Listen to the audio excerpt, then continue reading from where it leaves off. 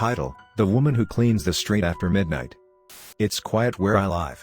One of those small, hilly neighborhoods where the streetlights flicker more out of habit than maintenance, and the asphalt feels older than the houses it supports. For years, I've walked my dog around 11:30 p.m. Peaceful, usually. You see the occasional possum or a car with a loud muffler passing in the distance. But for the past 3 weeks, something's changed. Something started cleaning the street between midnight and 1 a.m., and I don't mean city workers. It began with the smell. Bleach. Not the kind from a bottle, but the choking, chemical kind that burns your nose and makes your eyes water. I noticed it one night as I passed the intersection near Thornhill and Bracken. The road looked wet. Not rain wet, but like it had just been scrubbed. Odd, since it hadn't rained in days. The weird part? Only that one stretch was clean. Gleaming, even. Not a leaf or piece of trash in sight. My dog growled at it and wouldn't step forward. We went home. The next night, I noticed it again, except the clean stretch had moved. Now it was a block further up, and the air was thick with that same astringent stench. I turned around. Fast. On the third night, I made a mistake. I stayed out a little later, curious. I shouldn't have. Around 12:15 a.m., I saw her. She didn't make a sound. Just appeared at the edge of the street, pushing a heavy metal cart with tools and a rusted bin. She was tall, rail-thin, wearing something that looked like an old-fashioned maid uniform soaked through with something darker than water. Her skin, what I could see of it, looked stretched, like plastic melted over bones. She didn't use her hands to clean. Instead, these long, dark tendrils slipped from beneath her sleeves and scoured the pavement, scrubbing viciously until the concrete seemed to shimmer. And she was fast. She'd clean 20 feet in seconds, then pause. Sniff the air. Tilt her head like she was listening. I didn't breathe. I couldn't. She turned her face toward me, and for a moment, I thought she didn't have eyes, just two deep, black holes leaking something that smoked in the night air. My dog collapsed in terror. I scooped him up and ran without looking back. That night, I didn't sleep. Every night after, I heard the cart rattling in the distance. Closer. Always closer. I moved my walks earlier, but something about her pattern didn't change. She only worked on streets where people had seen her. She didn't just clean anymore. She erased. 2 nights ago, my neighbor across the street vanished. No trace. Not even a scent for the police dogs. But the sidewalk outside his house? Gleamed like glass. Not even a single blade of grass out of place. Last night, my street was clean. I haven't walked my dog today. Rules to survive the street cleaner.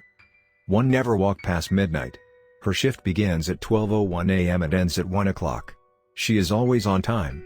2. If you smell bleach, turn around. Do not investigate. Do not linger. She's already near. 3. Do not leave trash, stains, or debris on your street after 11:30 p.m. She doesn't like repeat work. And she punishes the careless. 4. Never speak to her. If she hears your voice, she remembers it. And she will look for you until the street you walk is clean. 5. If your street is spotless in the morning, and you didn't clean it, move. Immediately. Because she only purifies what's been marked. I didn't heed the warning. I thought it was just a neighbor being dramatic when they knocked on my door one evening with wide eyes and whispered those exact words. That night, I laughed. The next morning, I stopped laughing. The gutters that usually overflowed with leaf rot and cigarette butts were gleaming. The sidewalk glistened like it had been polished by hand. The oil stains under the parked cars were gone, as if the concrete had been resurfaced. And every house on the block had its lights off, every single one, except mine. The silence was unbearable. No dogs barking. No traffic hum.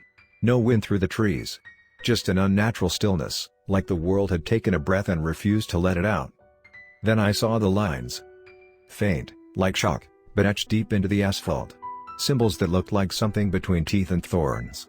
They stretched in circles, interlocking, spreading from the storm drains outward in a pattern I couldn't understand. And at the center of it all was the storm drain in front of my house. Its grate was gone. In its place was a gaping hole, black and wet, breathing slowly. That night, the lights in my home flickered and failed just after midnight. My phone went dead. The clocks stopped ticking. And in the growing silence, I heard a sloshing.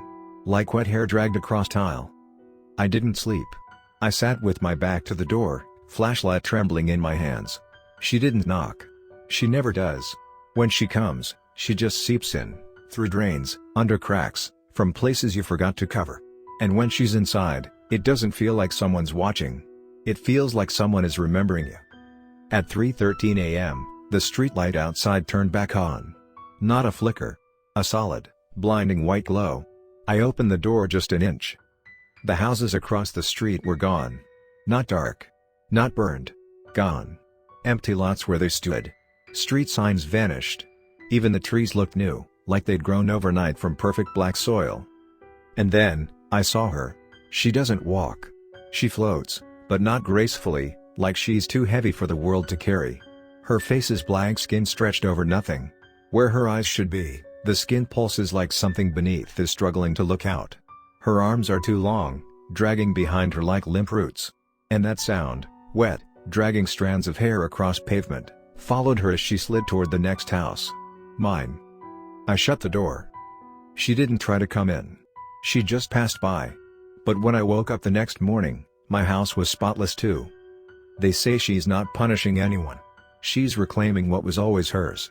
Every perfect sidewalk, every clean curb, every new tree, those are offerings, left behind after she removes what didn't belong. You don't belong once she's marked your block. I moved the next day. I didn't pack. I didn't tell anyone. I drove until the chalk marks stopped appearing on the road. Until the trees looked ugly and old.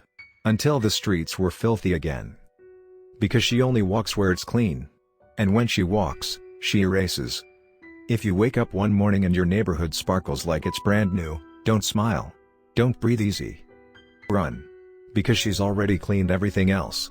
And now, she's coming to purify you. I ran. I didn't grab my keys, my wallet, or even my shoes. I just ran.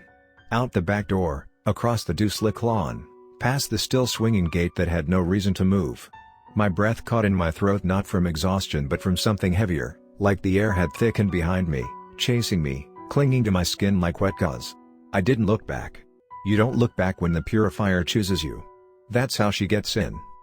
The street, once ghostly quiet, began to hum, low and guttural, like metal groaning just before it breaks. I knew that sound wasn't coming from anything human. It wasn't a car. It wasn't an engine. It was her voice. That deep resonance was her whisper, vibrating through the pavement, into my bones. And then I realized, I was still on the street. Still marked. I needed to get off the grid, somewhere she didn't consider urban. I cut through an alley, the dim amber of a flickering security light casting grotesque shadows along the graffiti-covered brick walls. That's when I saw her. Not clearly at first, just a silhouette at the far end, too tall, neck bent at a wrong angle like she had no vertebrae at all. Her limbs hung too long, almost like they'd been dislocated and reattached incorrectly. She moved not in steps, but in stutters, glitching toward me like broken animation. I turned and fled again. My legs burned, lungs staring, but I kept going. Every time I passed under a streetlight, it popped out behind me. Pop. Pop. Pop. Each one extinguished as I passed, leaving behind a trail of growing darkness. I didn't know if it was her or the city itself rejecting me now, as if it knew I was infected by her mark. Finally, I found shelter, a parking garage that still had human noise, some teenage kids revving their bikes, unaware of what crept beneath the structure's concrete bowels. I collapsed behind a pillar, hiding in shadow, praying she couldn't step inside a place still echoing with life. But I was wrong. The air changed. The kids stopped laughing. Then I heard the clatter of a dropped helmet. A scream cut short. Then nothing. Not even footsteps. Just silence. That kind of dead silence that presses on your eardrums until you can hear your own blood pumping. I knew what she'd done. I crawled deeper into the garage, past the cooling engines, past the pools of oil spreading across the ground like ritual sigils. Then I saw her again. This time, fully. Her face was wrong. Not just deformed, but unfamiliar to the human species. She didn't have eyes, just hollow sockets filled with soot, like chimney openings. Her mouth was stitched shut by barbed wire, but it didn't stop the sound. That guttural resonance still poured out, not from her lips, but from inside her chest. The wires didn't contain her, they made her scream louder. She moved closer. I couldn't run anymore. My body wouldn't listen. I wept silently, waiting for her purifying touch, for the soul scraping that I knew would come. But she didn't grab me.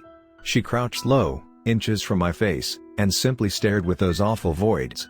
Then, she whispered, not in words, but in feelings, grief, Fire, cleansing pain. She stood and walked away. And that's when I realized, she had marked someone else. I don't know why she spared me. Maybe she wanted me to see what comes next. Maybe I wasn't the target, maybe I was just the witness. And now, every street I pass through, I look for the signs. Every morning, I check the pavement. If it's spotless, pristine in a way no city street ever is, I don't step outside. Because the purifier has moved on. And she's always looking for the next one to cleanse.